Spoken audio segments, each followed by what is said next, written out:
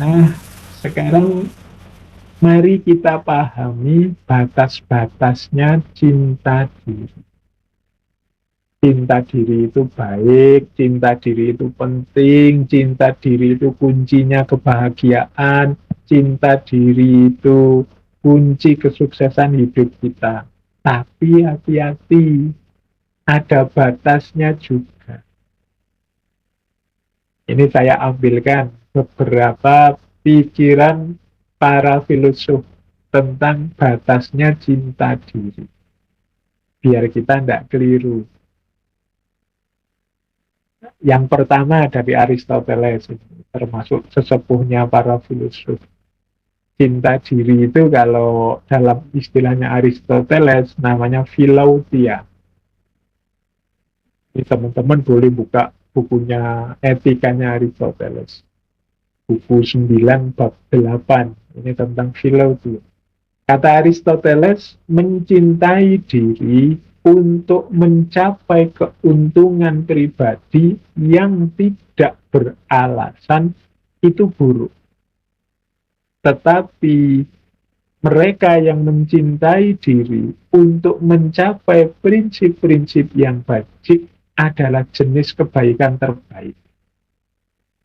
Meskipun kata Aristoteles, jenis cinta diri yang pertama ini yang sering ada dalam diri kita.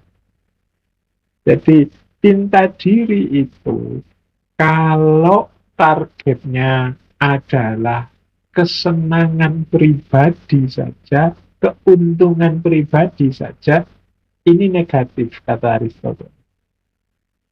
Cinta diri yang baik itu targetnya tidak hanya biar aku senang, biar aku nyaman, tapi juga untuk kebaikan selanjutnya. Misalnya, aku mencintai diriku biar aku percaya diri. Kalau aku percaya diri, aku bisa memberi manfaat banyak. Tidak hanya untuk diriku, tapi juga untuk lingkungan sekeliling. Nah, jadi ini targetnya adalah kebajikan selanjutnya. Tadi kan cinta diri itu diposisikan sebagai dasarnya semua kebaikan. Karena berawal dari diri kita. Maka tujuan dan targetnya tidak boleh untuk kepentingan-kepentingan sesaat atau keuntungan yang pribadi saja. Tapi harus untuk kebaikan selanjutnya. Dan itulah kebaikan yang terbaik, kata Aristoteles. Jadi kita mencintai diri kita ya, tapi cinta kita ini tidak selesai dengan saya sudah mencintai diri kita, Pak. Tidak selesai dengan itu, tapi setelah aku mencintai diriku, Pak, aku bisa mencintai sesama. Aku bisa peduli dengan yang lain. Aku tidak egois lagi dan lain sebagainya. Hal yang sama dikatakan oleh Cicero. Nah, ini filosof Stoik lagi. Dulu pernah kita bahas juga satu sesi. Katanya Cicero, sui amante sine rivali. Pecinta diri yang tanpa saingan ditakdirkan untuk berakhir dengan kegagalan. Pecinta diri tanpa saingan itu pecinta diri yang egois. Nanti kita jelaskan bedanya apa egoisme dengan cinta diri. Jadi pecinta diri yang menganggap dirinya lah satu-satunya, yang penting, yang hebat, yang jago. Orang seperti ini akan gagal,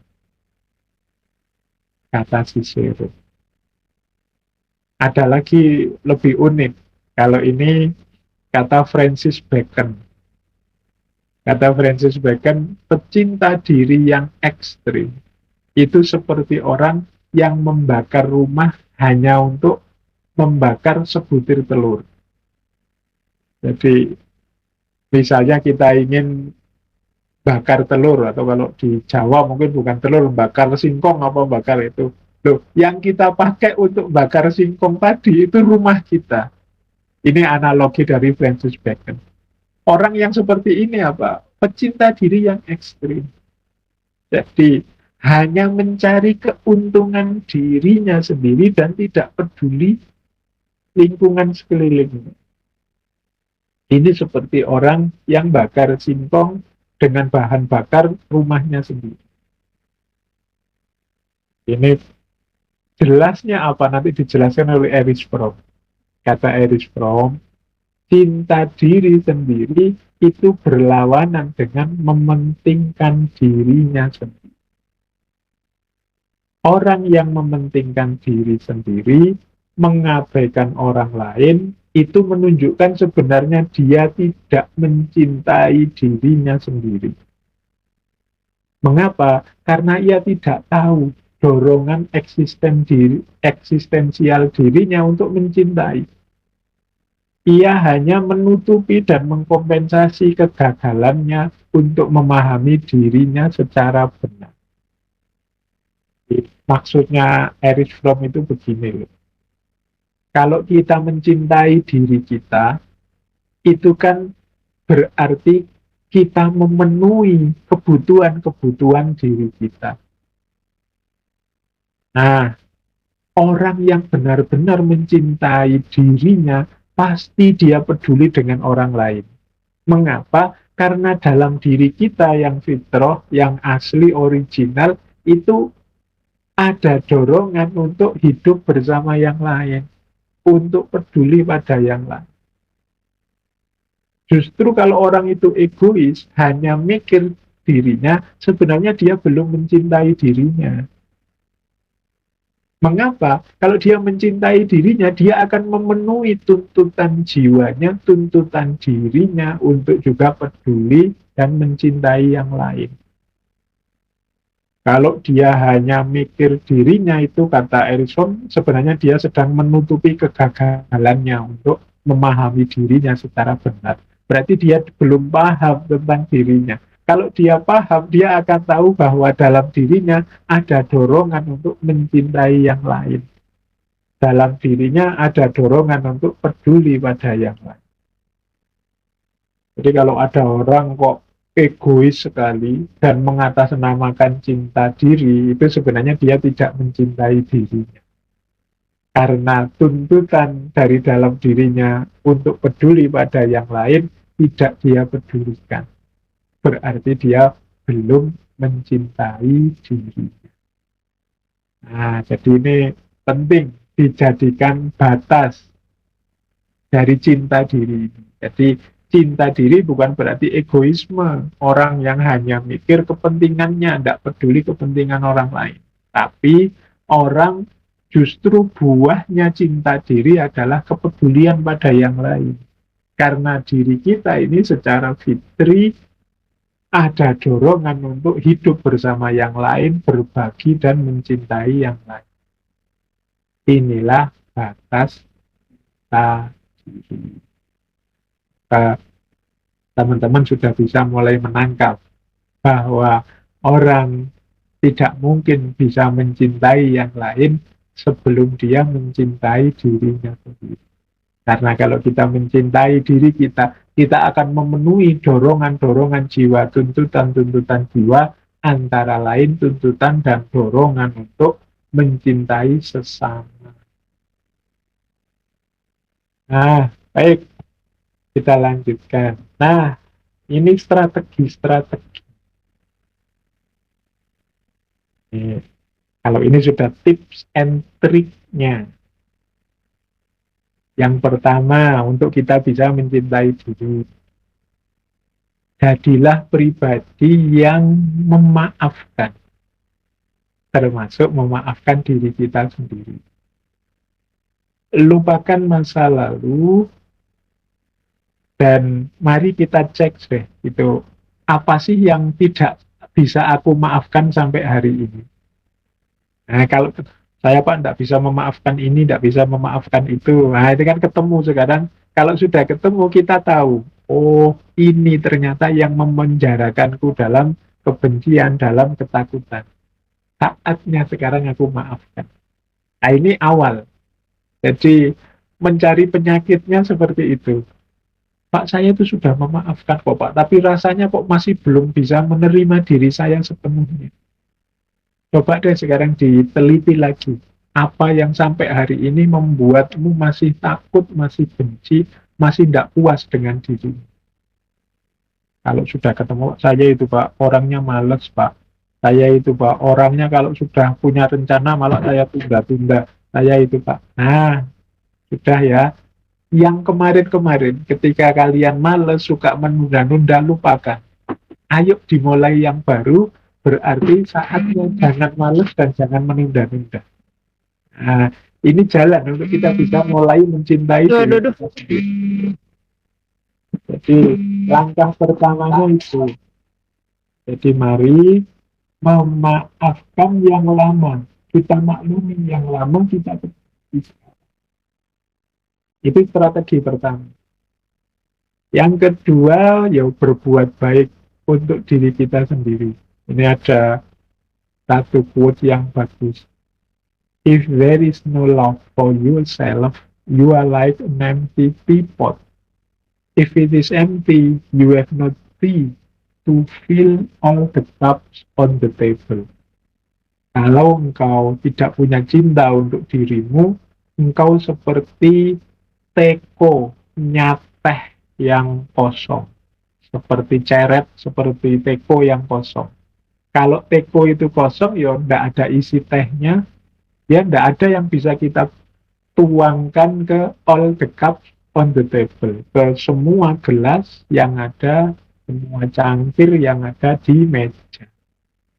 Jadi kalau kita tidak mengisi diri kita dengan cinta kepada diri kita, berarti dalam diri kita tidak ada cintanya. Kalau tidak ada cintanya, seperti teko, seperti uh, ceret, seperti apalagi wadah yang kosong. Kalau kosong tidak bisa berbagi. Kalau kita ingin berbagi kasih, berbagi sayang, sharing dengan sesama, ayo kita isi diri kita dengan cinta. Cinta untuk diri kita. Dari situlah akan melimpah keluar cinta untuk yang lain. Kemudian ada lagi strategi. Ambillah kendali atas hidup kita. Jangan mengembangkan mentalitas korban. Kita ini sering, kalau hari ini ya kita sering pakai istilah playing victim. Playing victim itu untuk menutupi kesalahan kita, kita nuding orang lain yang salah. Atau kondisi tertentu yang salah. Wah, ini gara-gara jaringan, Pak, makanya saya tidak lulus kemarin ujian. Putus-putus, tidak terdengar suaranya, misalnya. Ini biasanya kita yang sebenarnya gagal, tapi kita playing victim. Kita salahkan jaringannya, kita salahkan dosennya saja. Masa ngasih soal kok tidak pernah disampaikan, sudah diujikan. Sebenarnya kita, kegagalan kita timpakan pada orang lain. Kita lupa bahwa sepenuhnya kendali hidup itu ada di tangan kita. Jadi jangan mengembangkan mentalitas korban. Jangan playing victim tadi, memposisikan diri sebagai korban.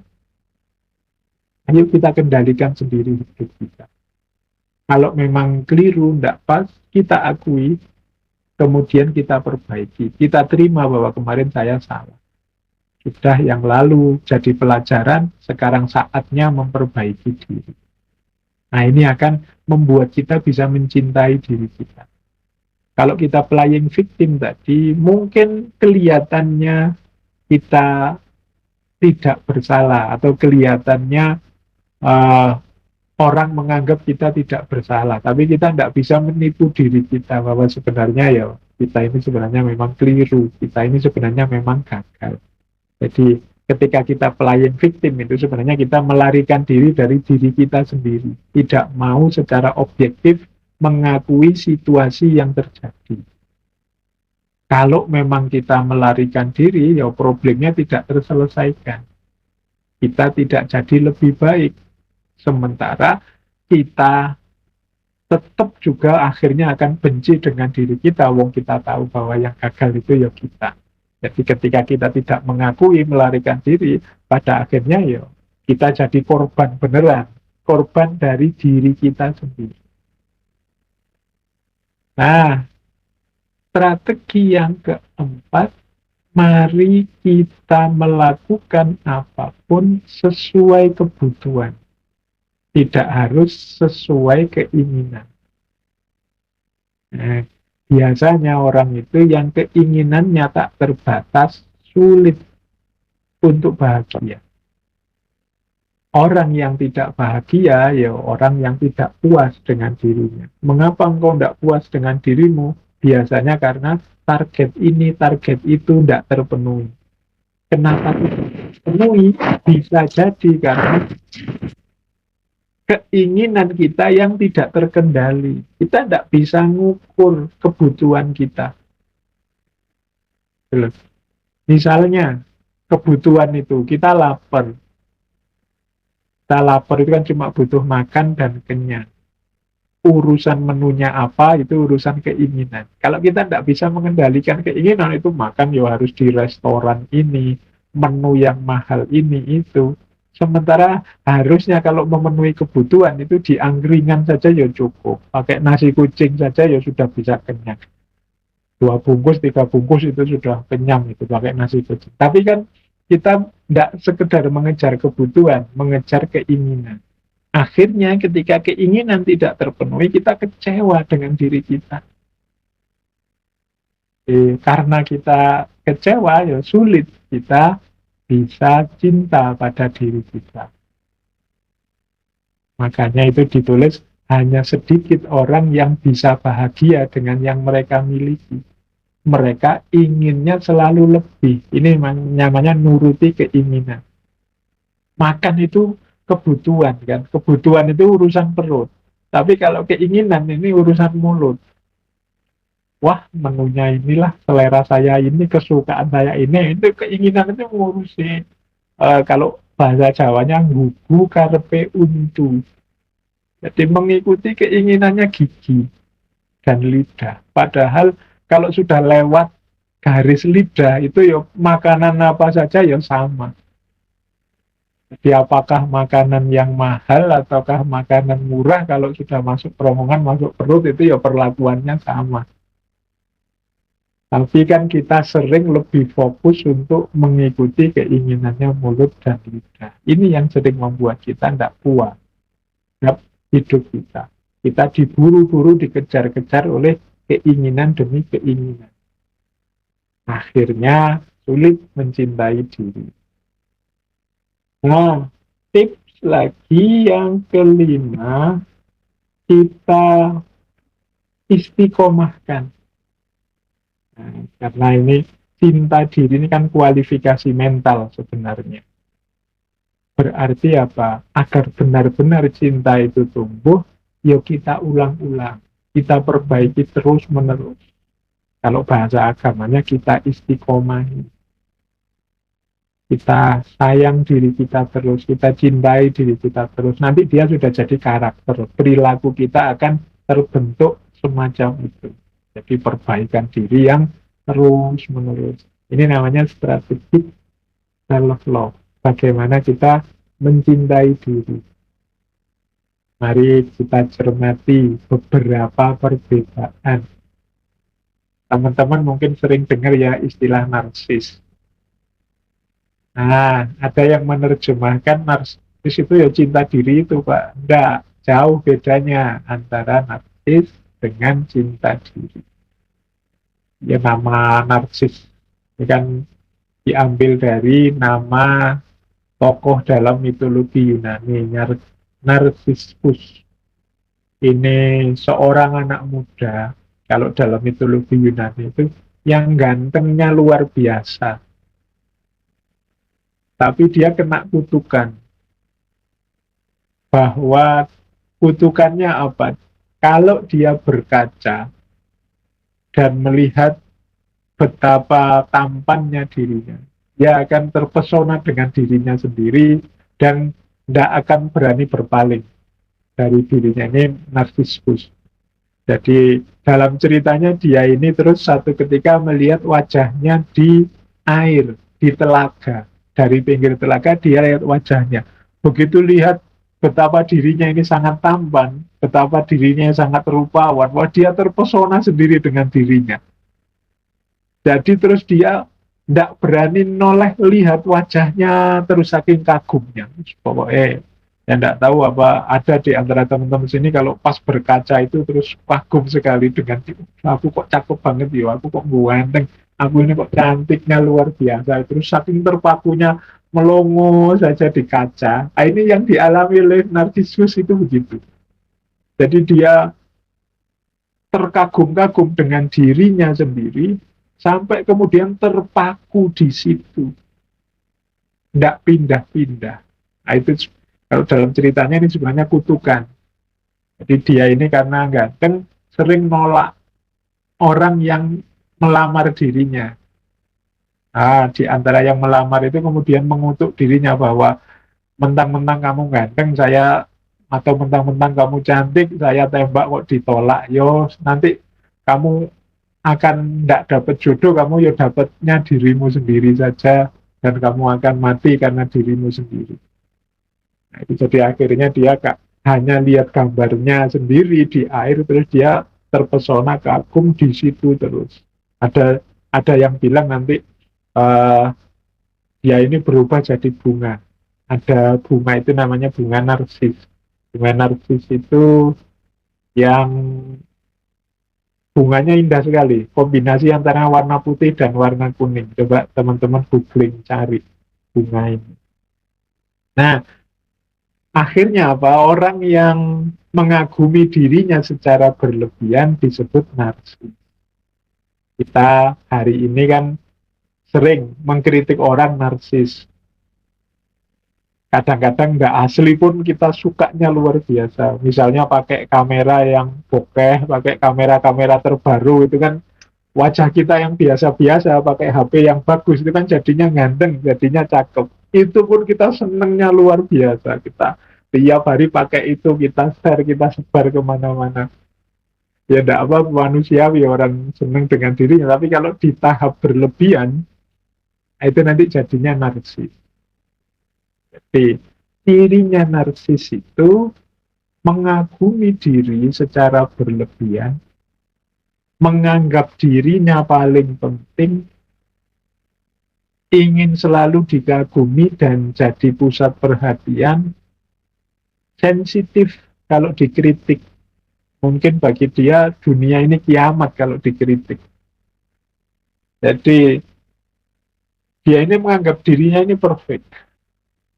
Jadi mengagumi diri secara berlebihan dan menganggap dirinya paling penting. Dunia ini dianggapnya berputar di sekeliling dirinya saja. Kalau misalnya jalan-jalan di mall itu dia merasa ini semua orang mesti melihat padaku.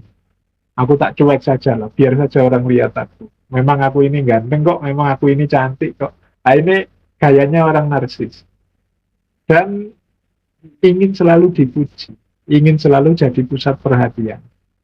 Sehingga kadang-kadang terus jadinya agak over, banyak tingkah. Ini cirinya orang narsis. Nah, kalau dikritik, sensitifnya luar biasa. Wah, sekarang kok gemukan ya, misalnya. Oh, itu bisa panik gitu kalau orang-orang yang menganggap dirinya harus selalu ideal. Padahal mungkin tadi yang ngomong nggak niat ngeritik sih, dia cuma komentar asal-asalan saja kok. Sekarang gemuk, itu mungkin mungkin niatnya malah mau muji bahwa, wah sekarang makmur. Tapi karena tadi sudah citra dirinya, saya nggak boleh jelek. Begitu dikritik, wah kamu kok agak gemukan. Itu sensinya luar biasa. Nah, ini cirinya orang narsis. Narsis tidak sama dengan self-love. Antara lain bedanya ini. Kalau orang narsis itu dia haus pujian. Sebaliknya, orang yang cinta diri itu menghargai pujian. Kalau tadi yang hatred mindset, orang yang membenci diri kan orang yang tidak percaya pujian. Selalu menganggap pujian itu palsu dan tidak tulus. Tapi orang yang cinta diri menghargai pujian. Terima kasih sudah memuji saya, meskipun saya tahu saya banyak kekurangannya. Nah, ini gayanya orang yang self-love. Tapi kalau orang narsis, dia lapar akan pinginnya dipuji terus. Kalau tidak ada yang muji, dia akan melakukan apapun untuk membuat orang muji dia. Entah mungkin bikin foto-foto atau melakukan aktivitas kegiatan apapun. Nah ini nanti, kalau hari ini sih media untuk orang bisa narsis kan banyak. Teman-teman punya Facebook, Instagram, Twitter, TikTok, dan lain sebagainya. Jadi hati-hati, orang itu bangga dengan dirinya, normal, tapi nanti level narsis tertentu ada jenis gangguan jiwa. Ini namanya narcissistic disorder. Kalau ini sudah tutup psikiater. Nah, ciri narsis yang kedua tidak bisa dikritik. Sementara kalau self-love itu terbuka untuk dikritik. Dia sadar banyak kekurangannya.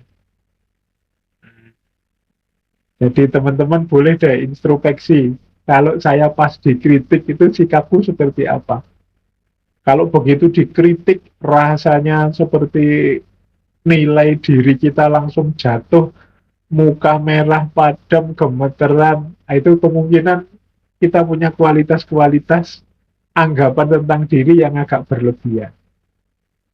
Beda dengan orang yang cinta diri, orang yang mencintai diri ini sadar, yo, aku ini banyak keistimewaan, kekurangannya juga ada. Jadi kritik, terima kasih sudah memberi kritik, jalanku untuk jadi lebih baik. Nah, kemudian orang narsis itu kalau gagal malunya luar biasa karena dia ini mementingkan citra-citra dirinya.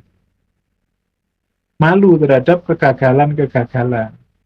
Sebaliknya, orang yang mencintai dirinya sadar bahwa yo memang aku ini bisa saja gagal, tidak ada yang memastikan orang itu sukses terus. Yo kecewa kalau gagal, wong manusiawi. Kalau tidak kecewa namanya bukan manusia, bahwa yo memang dirancang, diusahakan kok gagal, yo memang kecewa. Tapi tidak akan terpuruk. Yo gagal, yo diulang lagi. Kegagalan bukan berarti keruntuhan, kehancuran. Nah ini gaya orang self, masih mencintai diri. Meskipun mengalami kegagalan dan kecewa dengan kegagalan itu. Beda dengan kelompok yang narsis tadi. Kalau narsis ini begitu gagal rasanya kiamat sudah. Dia malunya luar biasa. Nah, narsis ini juga ada indikasi seperti egoistik. Dia merasa lebih baik dari orang lain. Makanya dia sensitif dengan kritik. Jadi kalau ada orang kritik, dia merasa harga dirinya langsung jatuh. Sementara orang yang self-love, itu dia nyaman dengan dirinya. Meskipun dia tahu ada kekurangan. Makanya di awal-awal tadi dijelaskan orang yang mencintai diri itu, dia tidak banyak mengeluh. Meskipun tetap melakukan perbaikan-perbaikan. Jadi ini bedanya. Kalau teman-teman merasa kok aku merasa lebih terus ya dibandingkan yang lain, jangan-jangan ada kualitas-kualitas narsis. Tidak sadar bahwa di sekeliling kita itu banyak orang yang lebih dari kita. Di sekeliling kita juga banyak orang yang mungkin setara dengan kita. Jadi tunggale ya oke, kita tidak satu-satunya.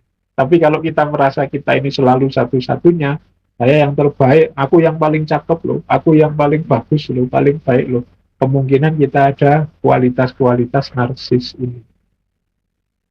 Nah, orang narsis juga hidupnya tergantung yang lain.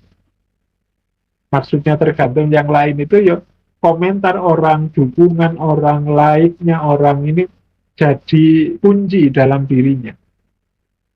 Kayak teman-teman kalau waktu posting itu kan kalau fokusnya teman-teman dalam postingan itu, aku ingin ngecek berapa orang yang jempoli, berapa orang yang komen, berapa orang yang like. Kalau fokusnya ke situ terus, kemungkinan kita punya kualitas ini, tidak independen. Padahal ya kalau kita merasa, wah yang saya sampaikan ini baik kok, terserah orang mau komen apa tidak, mau memberi jempol apa tidak masalah. manfaat untuk satu orang saja sudah alhamdulillah tidak apa-apa. Nah, ini orang yang self love. Jadi menerima dirinya apa adanya secara logis. Tapi bagi yang narsis, dia perlu dukungan.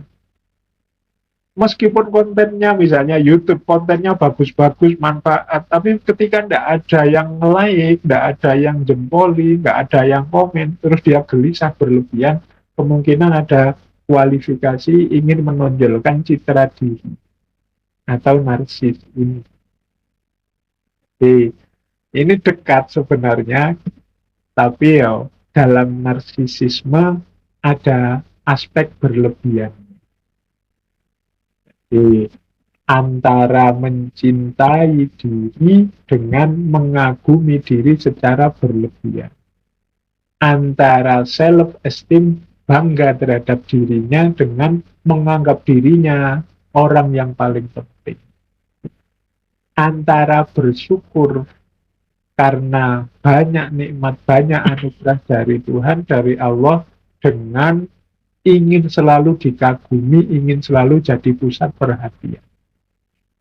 Antara sadar sehingga mau dikritik dengan sensitif tidak mau dikritik. Inilah beda-bedanya orang narsis dengan orang yang mencintai diri. Akan teman-teman nanti masing-masing ngukur level itu di medsos ini masih level normal orang yang mencintai dirinya ataukah orang yang sudah jatuh pada narsis. Baik, kita lanjutkan waktunya. Nah, ini ada tips lagi yang menarik agar kita bisa mencintai diri kita. Ada tips begini, perhatikan yang engkau rasakan. Perasaan itu seperti anak-anak, mereka membutuhkan perhatian. Mereka hanya mencoba memberi kita pesan tentang diri kita sendiri. Ketika kita mengakui perasaan kita, mereka mendapatkan perhatian yang mereka butuhkan, lalu ayo kembali ke akal sehat, perspektif yang sesuai. Nah, ini strategi tadi ya, untuk biar tidak terjebak keinginan atau mengikuti rasa yang tidak normal dan lain sebagainya. Kita ini kan dalam hidup kadang-kadang ingin macam-macam, merasakan macam-macam. Rasa kecewa, rasa gelisah, ingin ini, ingin itu. Di antara cara mencintai apa? Akui itu. Jadi, kalau di sini kan disebut perasaan itu seperti anak-anak. Sebenarnya mereka itu butuh perhatian. Mari kita perhatikan diri kita dengan segala keinginan, kebutuhan, perasaan. Kalau sedang kecewa, akui, wah aku ini sedang kecewa. Kalau sedih, akui, aku ini sedang sedih. Kalau memang tidak suka, akui, aku tidak suka yang seperti itu. Nah, ini namanya kita memberi perhatian.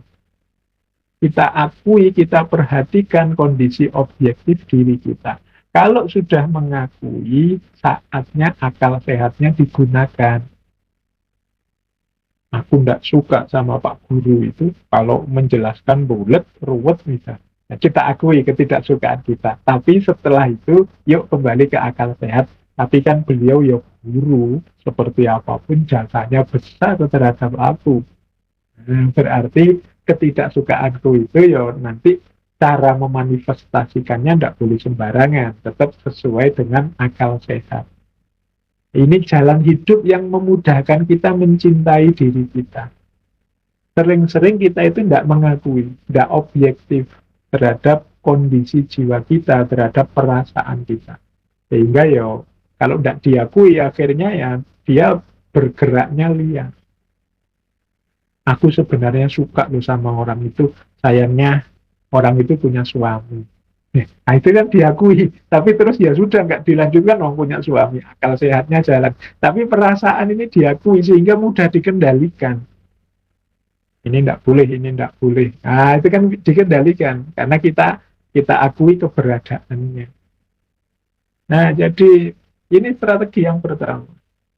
Kita akui, kita perhatikan apa yang kita rasakan, Kalau sudah diperhatikan, kembali ke perspektif yang sesuai, kembali ke akal sehat. Nah, ini penting bagi kita agar hidup tetap terarah tapi tidak kecewa dengan diri kita sendiri. Penting mungkin kita juga harus melatih membiasakan diri untuk bersyukur.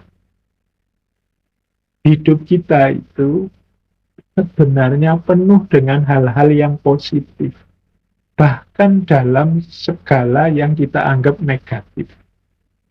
Kalau dalam diksi agama itu ada istilah segala sesuatu ada hikmahnya. Nah, berarti apa? Ada manfaatnya. Alhamdulillah ya Allah, aku dapat masalah ini. Akhirnya aku paham caranya. Aku ngerti cara mengatasinya. Nah, itu kan syukur. Alhamdulillah aku kemarin kena sakit COVID. Akhirnya sekarang aku ngerti cara menghadapinya. Cara misalnya nanti enggak ke karantina sendiri aku ngerti cara. Nah, itu kan dapat ilmu sekarang. Itu namanya syukur. Dalam hal yang paling pahit sekalipun kita bisa menemukan sudut positifnya.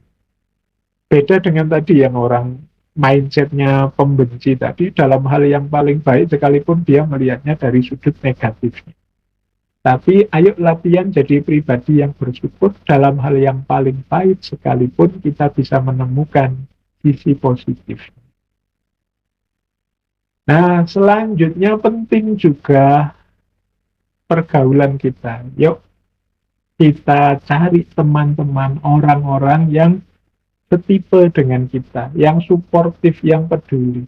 Kalau kita ingin jadi pribadi yang bersyukur, cari teman-teman yang memang karakternya karakter suka bersyukur. Kalau kita ingin teman-teman yang mencintai diri, ya sesama teman yang mencintai diri akan mudah suportif, peduli. Lingkungan juga menentukan. Orang itu kadang-kadang punya teman apa, seperti itulah dia terbentuk. Aslinya pendiam sih, tapi kok kebetulan kuliah di Jogja, satu kos dengan teman yang cerewet semua. Itu biasanya terus secara tidak sadar terpengaruh ikut banyak omong. Lingkungan sekeliling, teman juga menentukan. Terus self-reward.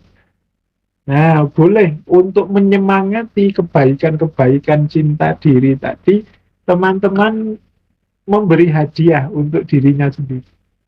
Kalau aku meningkat lebih baik, aku jadi ini atau aku meraih ini, meraih itu, sukses di sini, sukses di situ, aku akan memberi hadiah diriku ini.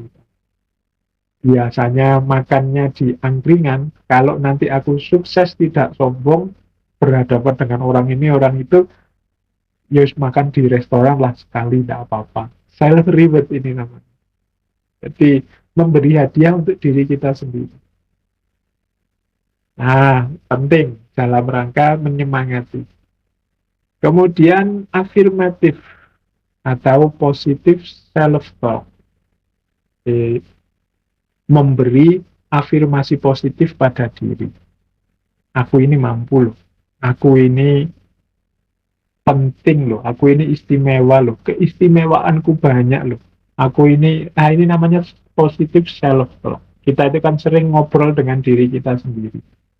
Sadar atau tidak sadar. Ada yang dibunyikan, ada yang tidak. Mungkin ada teman itu yang suka berundeng ngomong sendiri, itu kan self-talk namanya. Nah, yuk sering-sering self-talk yang positif. Kalau tidak terkontrol nanti self-talknya negatif. Kalau self-talknya negatif, ya berpengaruh terhadap diri yang negatif.